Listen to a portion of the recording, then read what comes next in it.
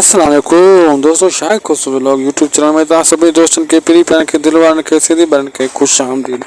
दोस्तों अॼु हिन रिव्यू में बेहतरीन रिव्यू में सभी दोस्तन के अर्ज़ु कंदोसीं हिन वीडियो के पूरो ॾिसी शायद खुश व्लॉग यूट्यूब चैनल के ज़रूर सब्सक्राइब कंदा। ही तव्हांजो चैनल आहे।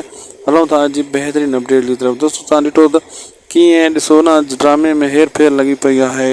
हर को हवाल कटे थो त मां पंहिंजो बदिलो वठंदुमि, को चए थो मां पंहिंजो बदिलो वठंदुमि, लेकिन ड्रामे की कहानी कंहिंखे भी समझ में नथी अचे।